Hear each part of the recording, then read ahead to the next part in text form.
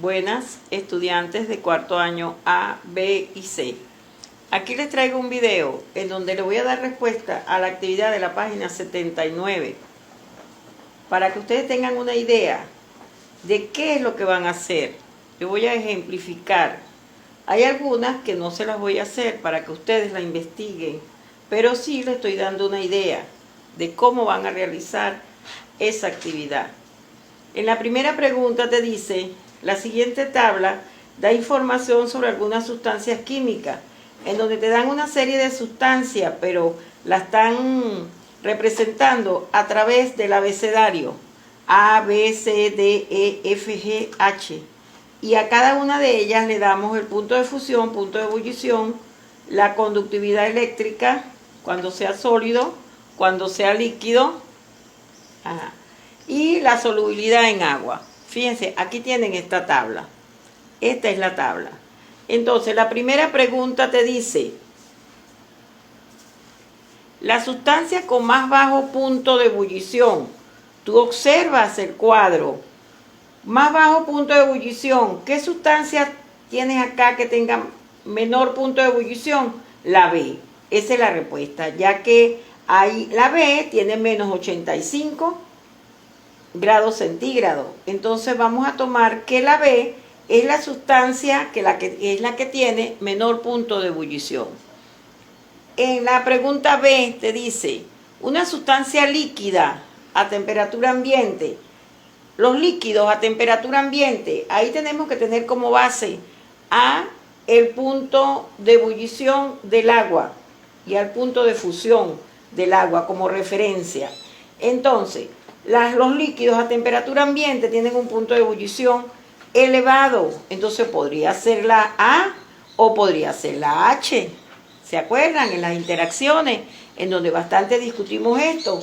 Entonces puede ser la A o puede ser la H. En la C te dice: una sustancia gaseosa a temperatura ambiente. Acá tenemos que tener cuidado. ¿Por qué? Porque, por ejemplo, los puntos de ebullición de los gases son negativos, porque en realidad no es el punto de ebullición. Ahí tienes que irte al paso de líquido a gas. Cuando ese gas fue líquido, ¿cuál es su punto de ebullición? Y por eso es que los puntos de ebullición de los gases son negativos. Entonces, ¿cuál sería la sustancia? Podría ser la B, en donde tenemos un punto de ebullición de menos 85 y un punto de fusión de menos 114. Acá tenemos la D, una sustancia metálica. Una sustancia metálica puede ser esa que tiene ese punto de ebullición en 57. Puede ser la D. Puede ser la D. Acá en esta pregunta, ya ustedes todas las demás, la E, la F, la G, la H, que la hemos manejado, ustedes van a dar la respuesta en su tarea asignada. En la segunda pregunta, te dice: en el enlace iónico, la diferencia de electronegatividad debe ser mayor que 1.7. En el enlace covalente debe estar entre 1.1 y 1.7. Y en los enlaces covalentes apolares, la diferencia de electronegatividad tiende a 0. Con base en la información anterior y la siguiente tabla que te la están dando, indica el tipo de enlace predominante entre esas moléculas que nos están dando ahí en la parte izquierda: HH, NaCl, la molécula de cloro, la molécula de oxígeno, el HBr, que es el ácido bromídrico. Entonces, ¿qué hacemos ahí? En la A, la electronegatividad es la tendencia que tienen los átomos a atraer o a ceder electrones. Entonces, ¿qué vamos a hacer ahí? La electronegatividad del átomo del hidrógeno es 2.1. Si tú dices 2.1 menos 2.1 es 0. Entonces, eso tiende a 0. Entonces, ¿cómo es el enlace ahí en esa molécula HH? ¿Cómo es el enlace ahí? Tiende a 0. Entonces, sería covalente apolar. En la B, te dice el tipo de enlace en el NaCl, en el cloruro de sodio. La electronegatividad del sodio es 0,9 y la del cloro es 3. 3 menos 0,9 te daría 2,1. Entonces, ¿cómo es el enlace iónico? Porque es mayor que 1,7. Enlace cloro-cloro. El cloro sería 3 menos 3 porque son 2 átomos de cloro, te daría 0. Entonces ese es covalente apolar, tiende a 0. En la molécula del oxígeno sería 3,5 menos 3,5, también es 0. Entonces covalente apolar. En el HBr, el ácido bromídrico, sería el hidrógeno es 2,1 y el bromo es 2,8. 2,8 menos 2,1 te da 0,7. Entonces, en el ácido bromídrico, fíjate, te da 0,7. Entonces también tiende a 0. Entonces sería covalente apolar. De esta manera van a dar esa respuesta a esa pregunta número 2. En la pregunta número 3 te dice, explica por qué la molécula de tetracloruro de carbono no es un dipolo. ¿Por qué no es un dipolo? Porque tanto el carbono como el cloro son no metales, son negativos, y para que se establezca un dipolo tiene que ser entre átomos de diferentes signos. ¿La molécula de agua es polar? Sí, la molécula de agua es polar. ¿Por qué? Porque su simetría, esto tienes que ver la simetría de la molécula, y la simetría de la molécula de agua es angular, por eso ella es polar. ¿La molécula de dióxido de carbono es apolar? Sí, es apolar, porque la simetría de su molécula es lineal. ¿El ácido clorhídrico es una molécula polar? No, ya que es lineal la molécula del ácido clorhídrico. En una cuarta pregunta te dice que en un experimento se probó la solubilidad de dos solutos en diferentes solventes. El siguiente cuadro muestra los resultados. Cuando el soluto es muy soluble sería MS, cuando el soluto es poco soluble PS y cuando es insoluble I. Explica estas observaciones según las fuerzas electrostáticas e intermoleculares que se producen entre el soluto y el solvente. Las fuerzas intermoleculares te dice que son las fuerzas dipolo-dipolo, los puentes de hidrógeno, y las fuerzas de London.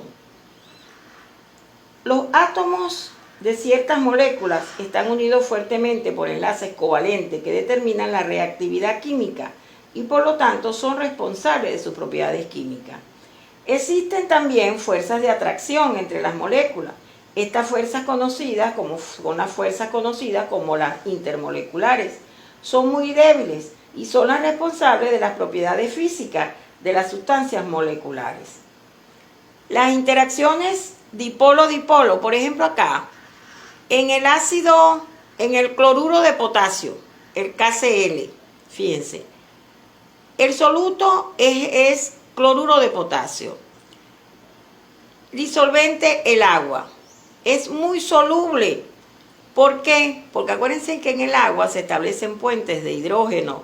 Y entonces ahí nos va a dar como una reacción de sustitución en donde esos puentes de hidrógenos del agua van a sustituir al potasio y me va a dar el ácido clorhídrico en esa parte de donde el soluto es el cloro de sodio y el disolvente es el agua.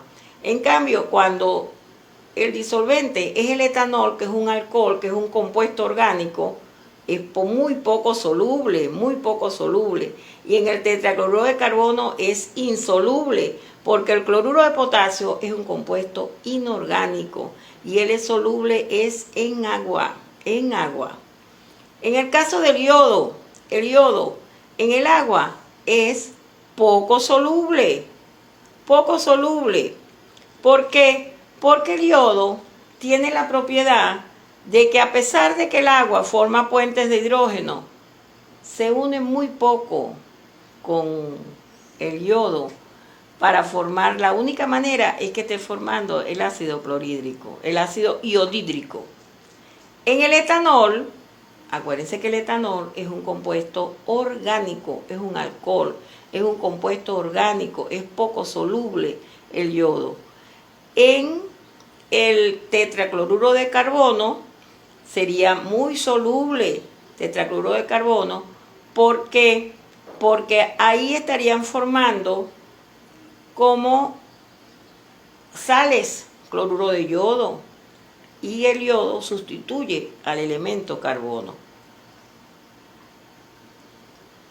Aquí les quise dar una serie de unidades estructurales para que ustedes estén claros en lo que es un ion, lo que es un átomo, lo que es una molécula, quiénes forman enlace iónico, el enlace metálico, el enlace covalente, las fuerzas intermoleculares para formar las sustancias covalentes moleculares. Observen bien esto, mis niños. Y con respecto al enlace covalente, que puede ser polar y apolar. Y hay que ver con la simetría, eso tiene que ver mucho con la simetría de la molécula. ¿Cuándo es polar? Cuando la simetría forma moléculas apolares.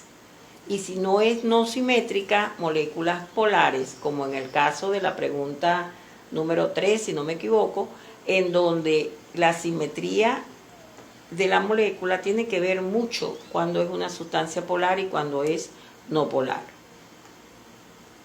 Espero haberlos ayudado en la realización de esta actividad. Que tengan un excelente día.